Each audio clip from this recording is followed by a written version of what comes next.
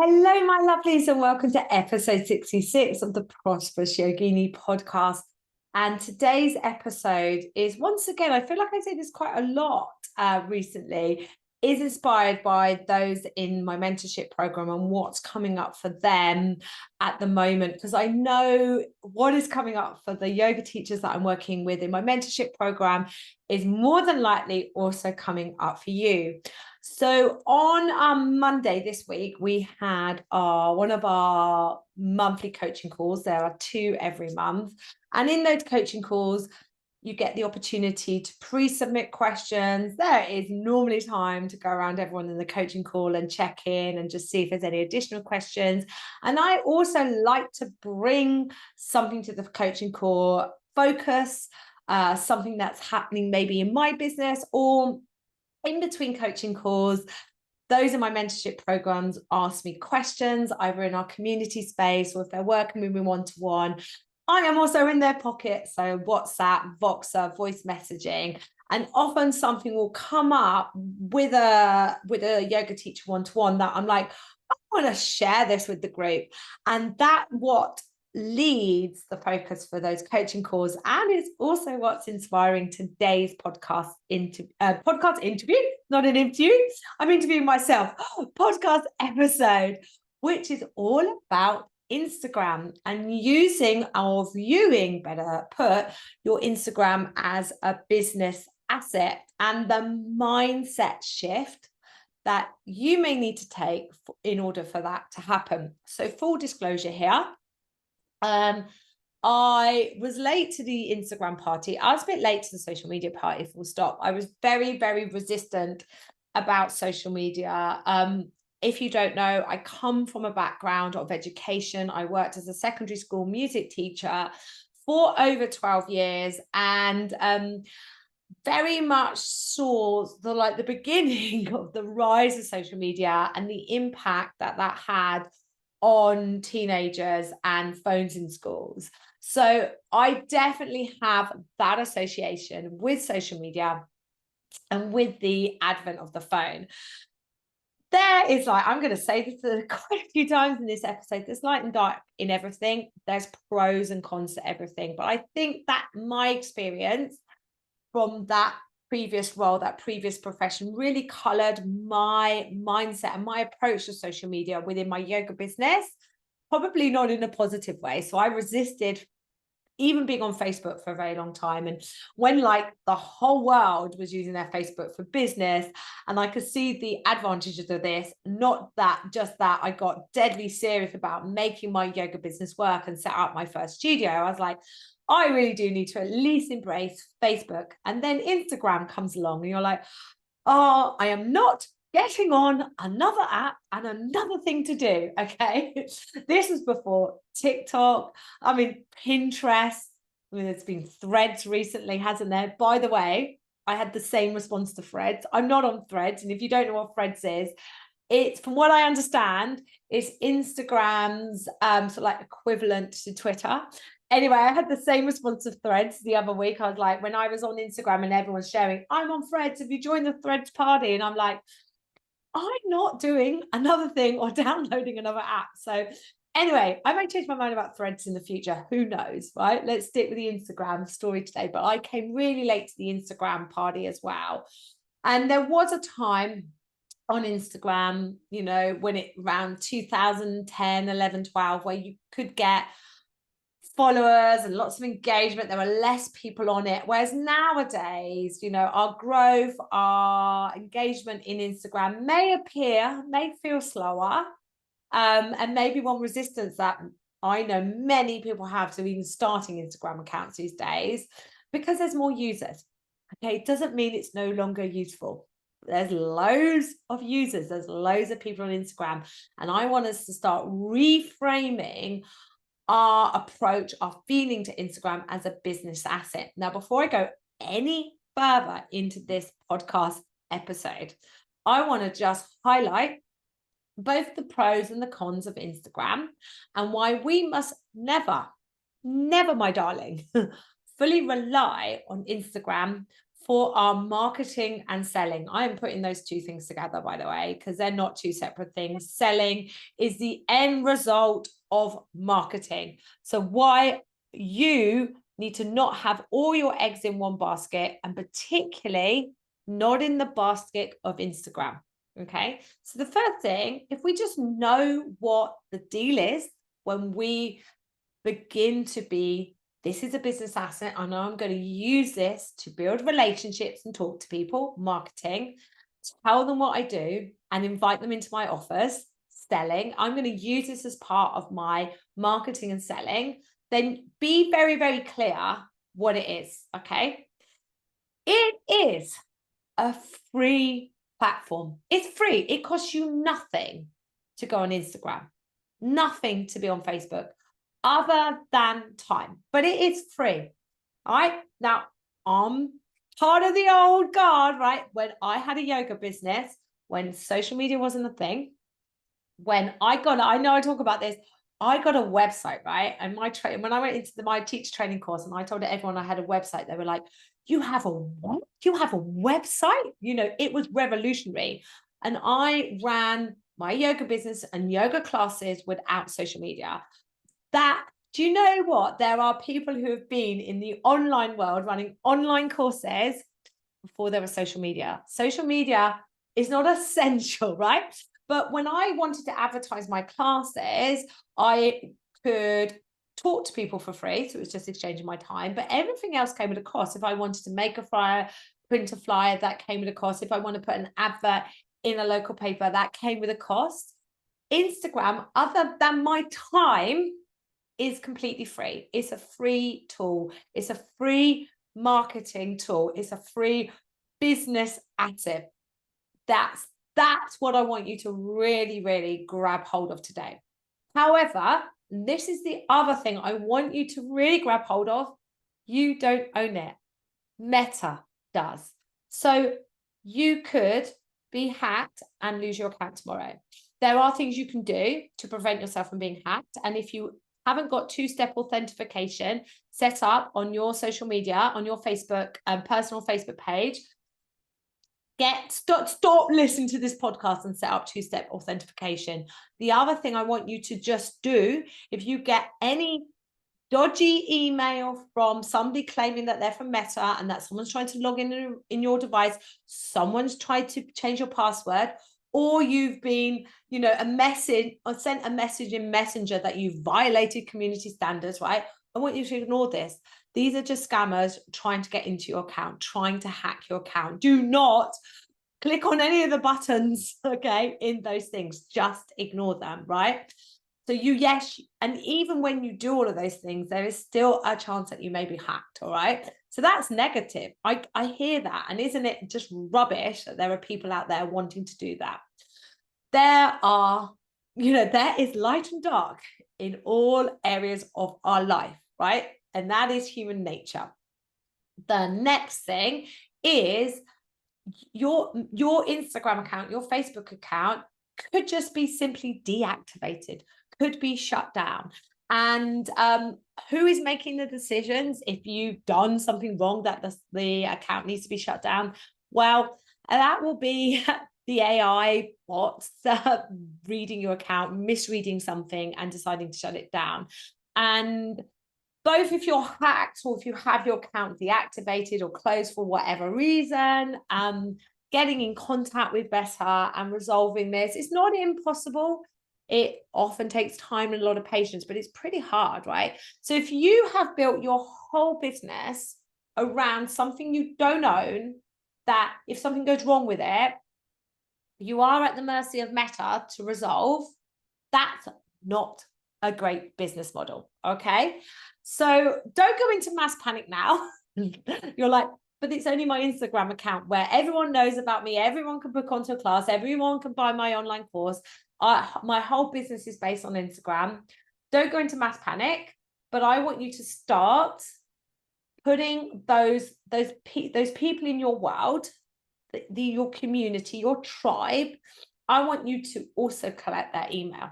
Okay. I think one of the first podcast episodes I did was on email marketing, because you own their email. All right, they can unsubscribe to your list, right? But you own that. No one can take that away from you.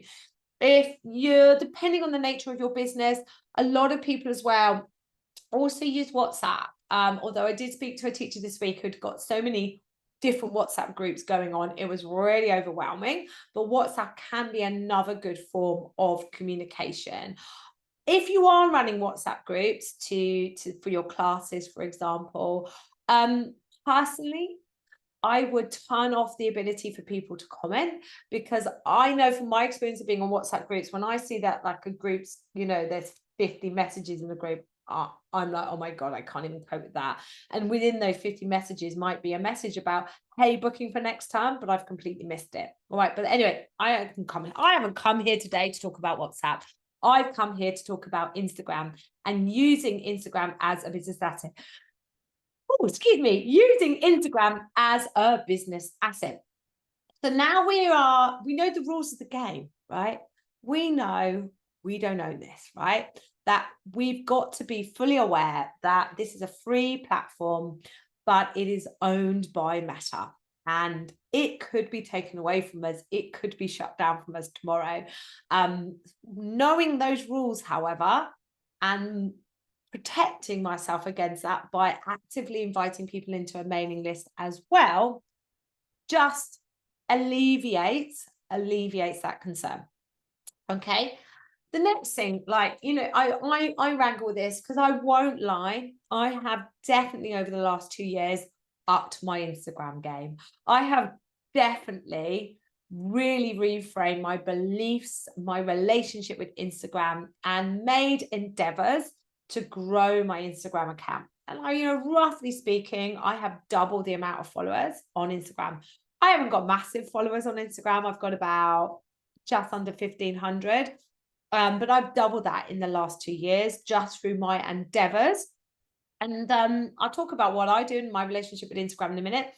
And I could be doing more, way more, okay? But I have healed my relationship with Instagram, seen it as a business asset, decided how it works for me and how I'm going to show up, and just been completely okay with the growth that I have got, rather than beating myself up, telling myself I should do more, telling myself I should have more followers on Instagram, telling myself I should be a better community member. And no, I'm at peace with it all. And that's where I would like you to be by the end of today's podcast. So if tomorrow, I've been thinking about this because someone in my mentorship program this week has lost their Instagram account. It was hacked. And I was thinking how I would feel if it happened to me. I would feel utterly gutted. I would feel, I've done all this effort and done all of this stuff and now it's gone, right? But nothing is ever lost. And I was like, if I needed to start from scratch again, I can. And I've already proved to myself, I know how to build relationships on this free business asset. I know how to grow engagement, grow followers. Okay. Although one of the things, now I've spoken about followers and engagement, one of the top tips I want to impart with you today is look less at the amount of followers you've got. Okay. I appreciate we can feel like, oh, I've only got 300 followers, 200 followers. I don't look like a very good yoga teacher, right? Just who cares?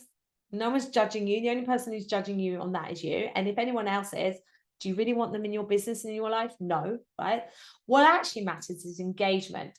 So you do want your Instagram to be a business account. So that's the next thing. If you haven't done that already, if you're just using a personal Instagram account, you need to change it to a business profile.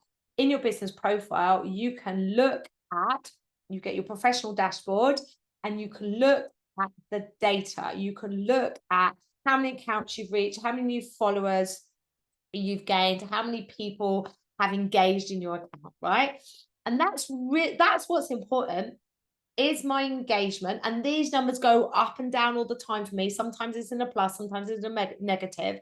But overall, generally speaking, if I track this, say once a month or once a week, am I seeing positive returns on my investment of time? So when you're like, oh, my reach is really low, my engagement is really low, and I'm like, well, when was the last time you engaged in the app? Oh, I haven't posted for a month. I'm like, Well, there you go, right? But if I had someone in my mentorship program who was using the grid a lot, and she was like, I'm just not getting anything out of this. And we did look at her professional dashboard, and I was like, your engagement is actually really low. Let's get into stories. Let's engage with those people that are following you. And her engagement is up. Now, interestingly, her class numbers are up. Excuse me, guys. Interestingly, her class numbers have gone up a bit as well. Now, that doesn't mean that because she went on stories and she's improved the engagement on her Instagram account, that has led to more people in her classes. It may have done. What it has led to is an energy shift. I'm putting a bit of an investment, my time, my energy into this Instagram app on my phone. And I'm seeing that people are engaging. I'm seeing that people are reacting, responding to me. That feels good. I've got this. I can bring people into my world. I can bring people into my classes. And lo and behold, class numbers have gone up. So how can I reframe my relationship with Instagram so I use it as this positive business asset? I can't tell you how you're going to do this, because your way you want to show up, your relationship with the app, that is Instagram, right, is going to be completely unique to you. But this is what I did. I did some training. Okay. I did some training with the Lucy Sheridan, and I really recommend that you follow her on Instagram, join her Good to Grow, because she's changed everything for me.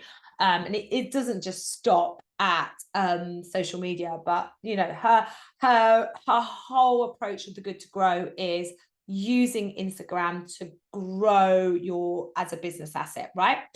And I did her, and I've done it twice now. I'm doing it this year again, her Good to Grow. And the first year was very much learning how, really actually just learning how this Instagram thing works, learning about how I can take certain actions to grow the numbers of followers, to grow my engagement.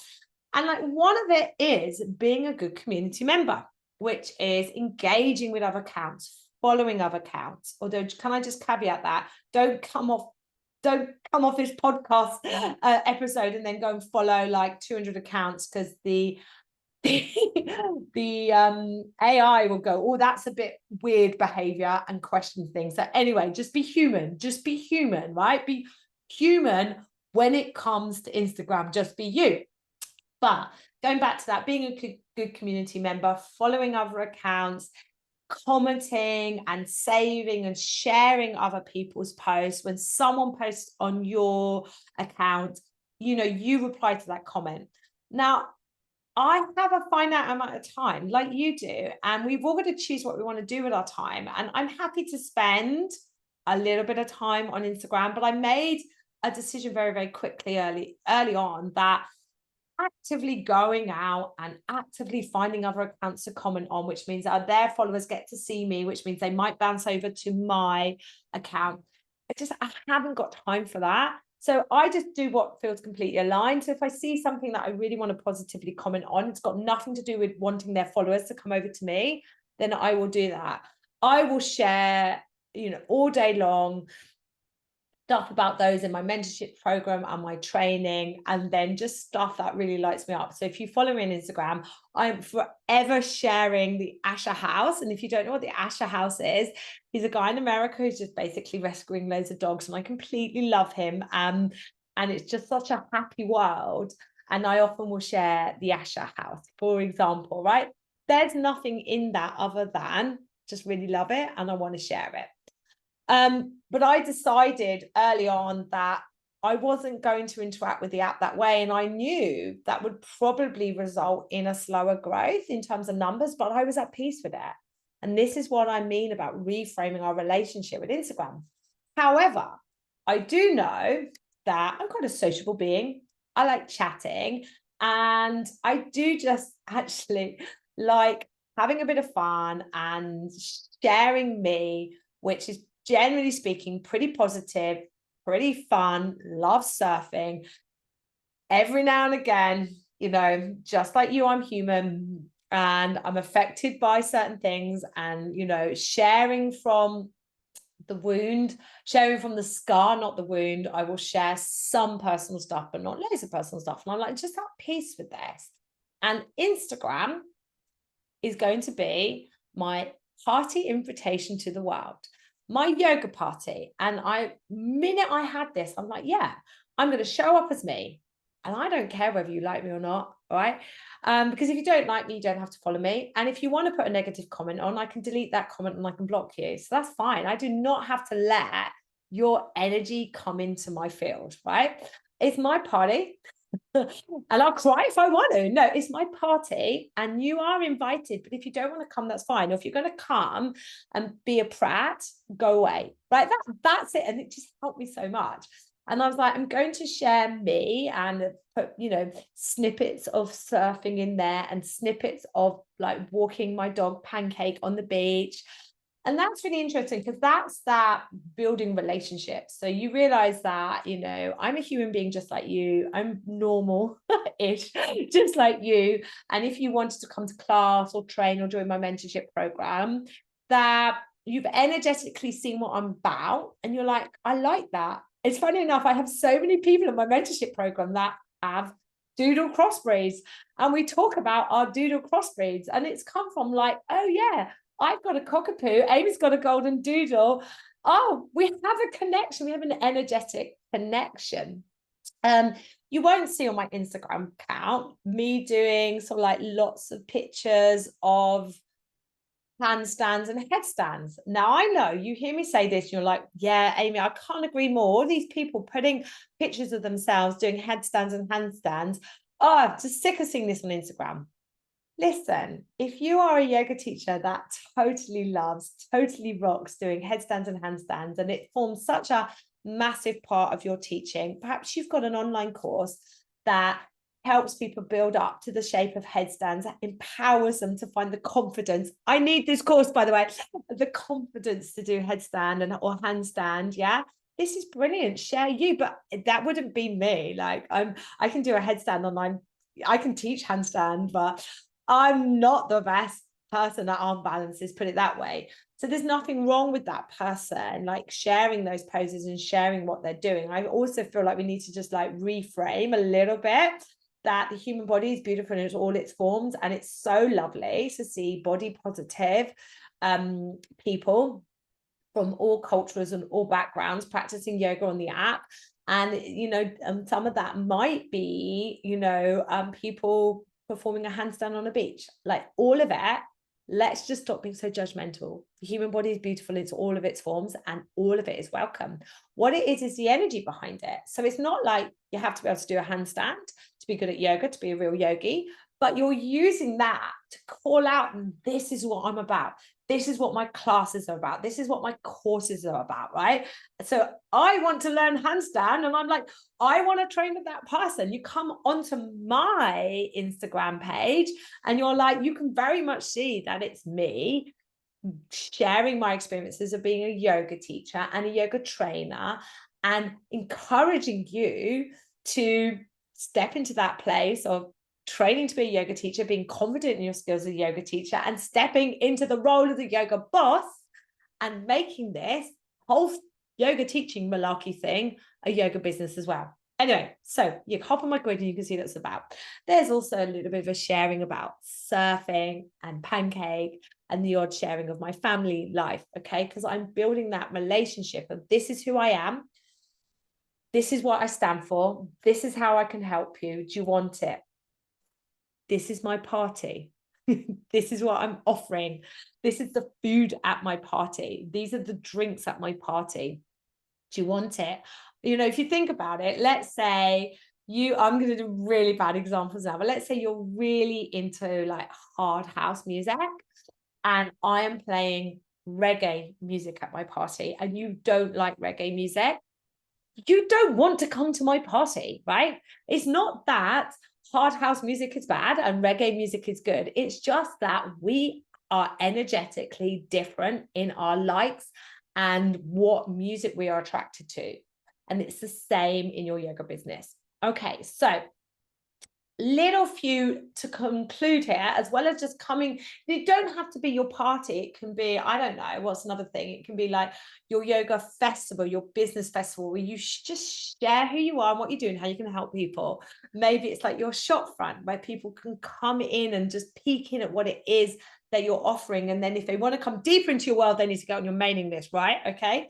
But a few little tips on like the challenge. Let's go back just to one of these pros. One of the cons of Instagram, and one of the things that people moan about a lot about it is the algorithm. It is always changing. Look, we are subjected to the algorithm everywhere. Like Google has an algorithm. So yes, the algorithm is always changing. Guessing what the algorithm's doing, who knows? I think even Instagram doesn't know what the algorithm's doing. I think it's taken on sentient life forms. Anyway, let's not get into that, right? Okay, let's not get into that. But yeah, one of the complaints is like the algorithm, and you're at the mercy of the algorithm, which means that some things get pushed. So for example, like Instagram, although they've claimed they've changed this, we're very much trying to compete against TikTok. And they're like, right, reels, we're all about reels. And then everyone got really cross because like Instagram used to be about pictures. And like, it is a bit of a guessing game, So I tell you what I do. I don't care about the algorithm. I have a feeling to post this. It might be a video reel. It might be a picture. It might be some pictures, so that like carousel. You won't see me live on Instagram. I don't like going live on Instagram. I've decided not to do it, but you might like doing it. Okay. You won't see me like doing a joint live or a takeover. I just decided that wasn't for me, but that's a great way, by the way, to get in other people's audience and boost things, but it's just not for me, right? Completely aligned with how it's my party and I'm running it my way, right?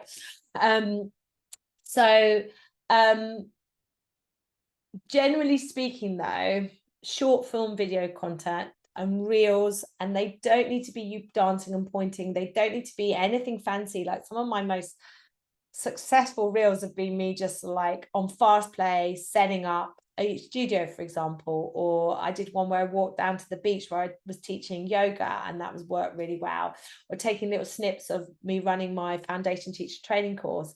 I use my podcast to take short snips out of this. Oh, and by the way, you can use AI to create these short snips for you. Like AI is here to help us. And that's a topic for a podcast for another day.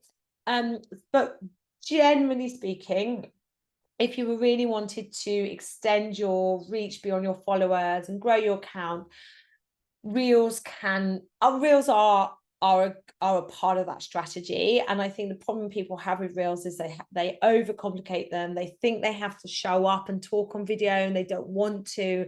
There's a whole multitude of ways that you can make a reel. And I have a real rule, right? If it takes me more than 10 minutes to do it, I don't do it. Now, obviously, when I'm learning something for the first time, it might take me a bit longer. I figured out green screen the other week, and I was really excited about that. But if you're listening to this saying, I just don't want to make reels, like it's your party, it's your Instagram, don't make reels. Like it's entirely up to you. Now, the one thing we talked about in the mentorship program this week just gone was the power of stories. So Instagram for me, and if you've got like a local business, local reach, local classes, Instagram has a place, but I think there are so many more powerful things for local marketing than Instagram.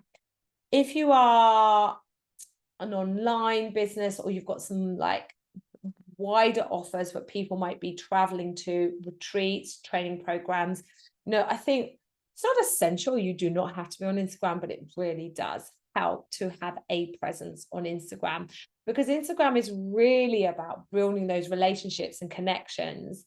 And when someone's thinking of investing more money, signing up to a training program, an online course, retreat, when they're investing more money, many people will be investing in someone that they feel they have a relationship and connection from that takes time to build. There is the odd person that goes, yeah, I'm doing this, I'm going to trust and it's going to be great. Arrive on your website, arrive on your Instagram, they're in straight away. But the majority of people need a bit of time to get to know you. And I feel like Instagram is this place where we can build those relationships, right? Stories. People that are checking into your stories are the people that are really into you, and use your stories. And it doesn't mean you have to be on stories every day, but I do try and have something running in stories every day, whether it's just a reshare, whether it's just a quick picture I snapped, whether it's sharing something off my grid. whether I do really like video stories, short video stories, checking in, how's everyone? Like if I've been surfing, quick snap of the surf. And then if I've got something coming up to sell, really upping my presence in stories and really talking about in stories, because stories is where your raving fans are hanging out. And then can hear you guys already going, wow, I don't get many views on my stories. I only get about 20, 30 views. This is 20 or 30 people who are really into you, right? Show up in stories and it will grow. So videos, reels, invest some time in practicing in them, particularly if you're like, they're not for me, don't rule that out. Make an effort to show up in stories. That for me is like, that's been a bit of a game changer for me recently. I do notice that stories really help me with awareness and selling and connection for my raving fans. And then while I'm on the selling word, to conclude, this is the one thing that I think gets lost with people on Instagram, because here I am, I've been talking to you in this episode about how it is all about building community and connection and relationship building. Yeah. And in that, people forget the whole selling.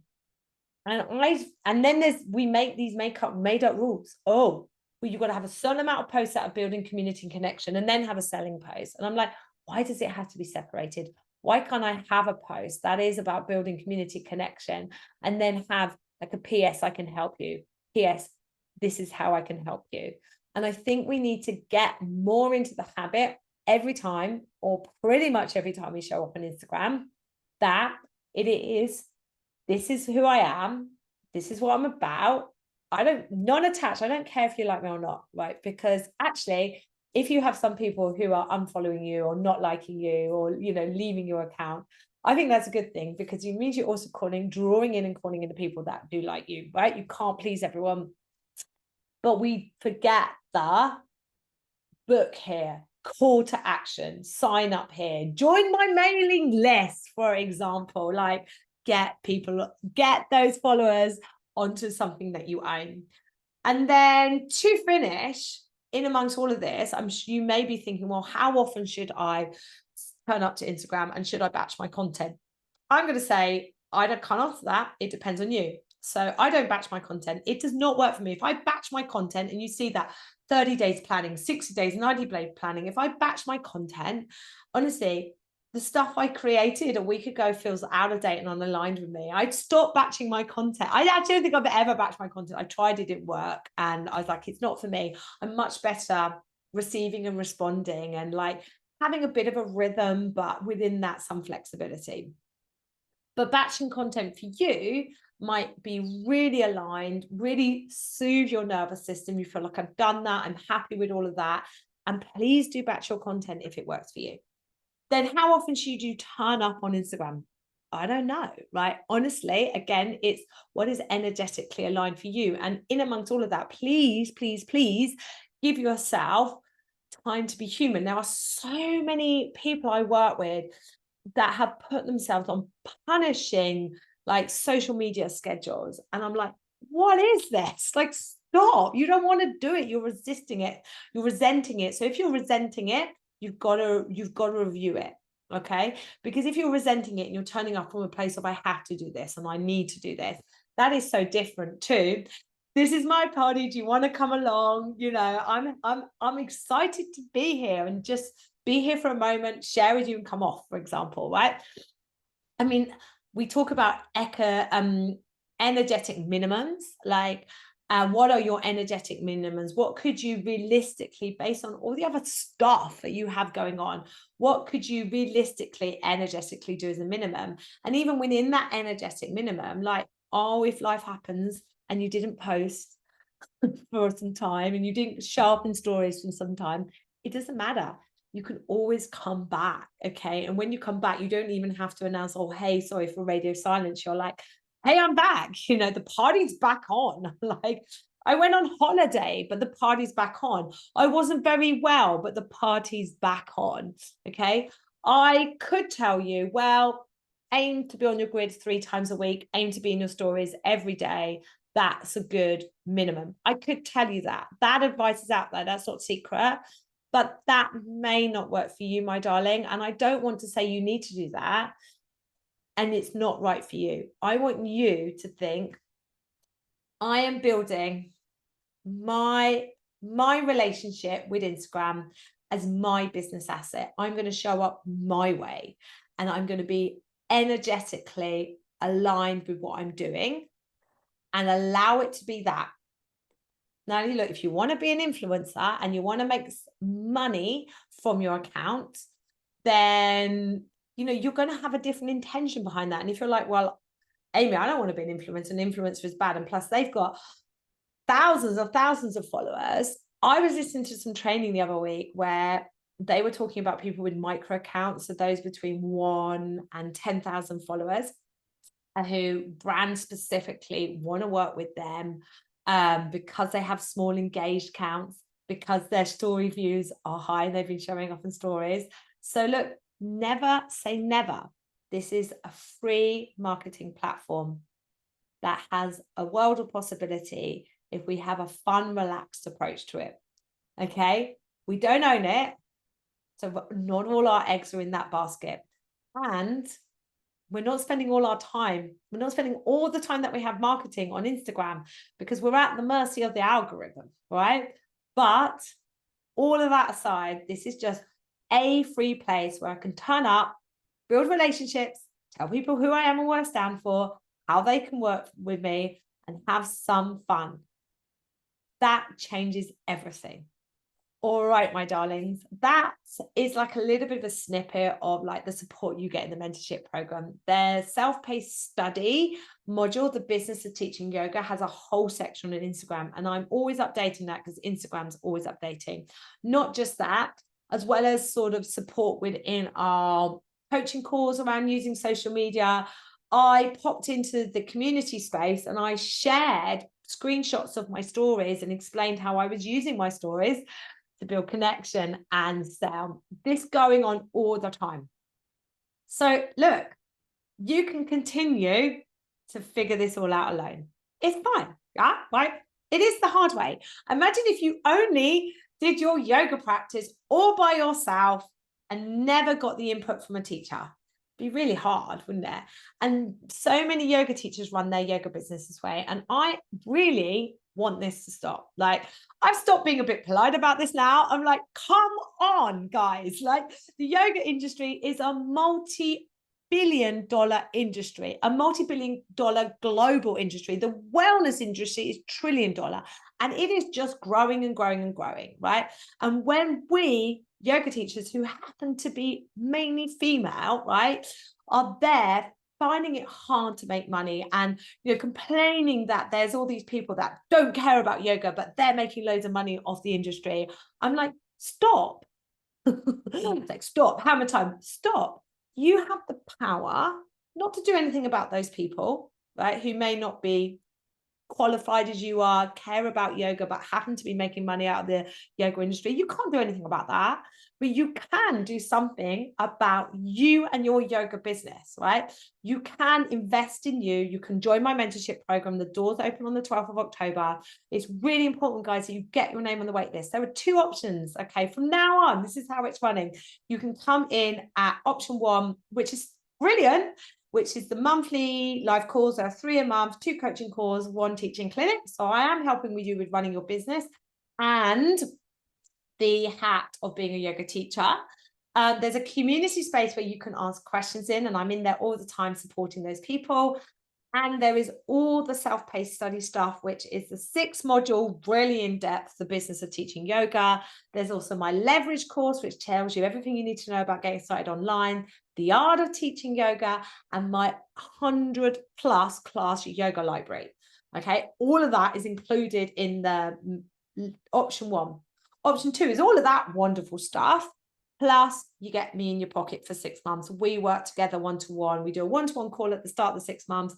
I have a look, I review your website, where your social media, if it exists. You fill out a questionnaire. I look about where you are, where you'd like to go. We meet for a one-to-one. I create your pathway to profit which, by the way, you can buy as an individual mini program, depending on my availability each month. And then, and the mentorship program, you also have me in your pocket for 6 months on WhatsApp. So something comes up, you can reach out to me personally and have that voice message support. Regardless of what option you come in at, like I'm just like can really confidently say this, that those are my mentorship program. I'm changing lives. I'm changing their life, because we're all on fire in there, right? We are all going through the hard stuff of running a business and being in a service industry where we have to put ourselves out there. We are all having moments when things aren't working out for us. We're all in there supporting us, and we're all on this path of growing a profitable, sustainable, impactful yoga business that is aligned with how we want to show up in the world and how the life we want to create. And I'm just, you can hear my voice, I'm really passionate about this. And I really want, guys, this for you too. So get your name on the wait list, because that option 2, that working with one-to-one, the spaces for that are limited. And I've hit that point, which I'm so grateful to be at. I'm at that point where so many people are wanting to come to work with me one-to-one now, that I'm having to limit it. So, get your name on the wait list is what I can say. Now, before the 12th of October, and if you listen to this podcast episode after the 12th of October, the doors basically open 3 times a year: in the autumn, in October, in the new year towards the end of January, and in the spring, sort of like late April, early May time. So there are 3 points in the year where you can come into my mentorship program. All right, my darling. But that doesn't mean you can wait. Before all of that, if listening to my Instagram talk today, listening to marketing and has got you thinking, I definitely could do with a bit of help with this marketing.